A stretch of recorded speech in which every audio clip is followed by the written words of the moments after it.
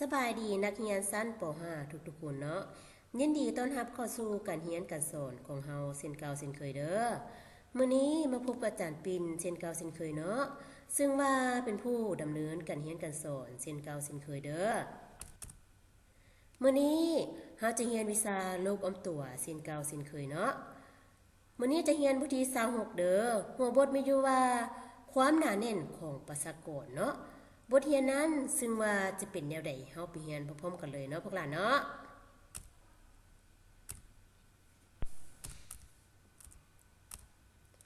ข้อที่1การคิดไล่ความหนาแน่นของพลเมืองลาวเนาะก่อนจะไปเข้าบทเรียนเฮามาเบิ่งสูตรคิดไล่ความหนาแน่นของพลเมืองลาวก่อนเนาะก็คือความหนาแน่นเท่ากับจำนวนพลเมืองหรือว่าคนส่วนให้เนื้อที่เนาะหรือว่าตารางกิโลเมตรเนาะพวกหลานเนาะบัดนี้เฮามาเบิ่งตัวอย่างเนาะพวกหลานเนาะความหนาแน่นของแข่งเซโกเนาะให้พวกหลานเอาจำนวนของคนอยู่แข่งเซโกมาส่วนให้เนื้อที่ของแข่งเซโกจะเท่ากับเนาะจะเท่ากับจำนวนคนหรือว่าประชากรของแข่งเซโกนั้นเนาะของเซโกนั้นเนาะ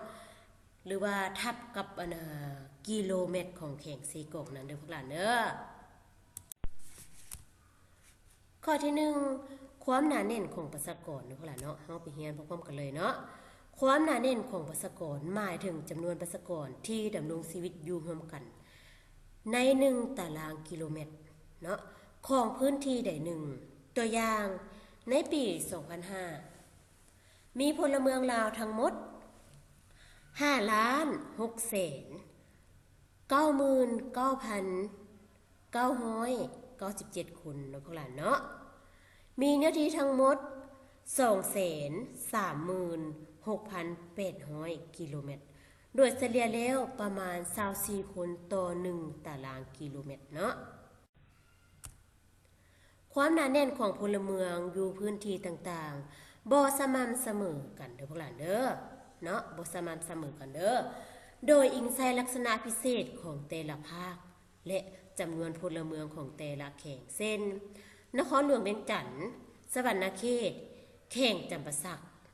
มีพลเมืองอาศัยอยู่อย่างหนาแน่น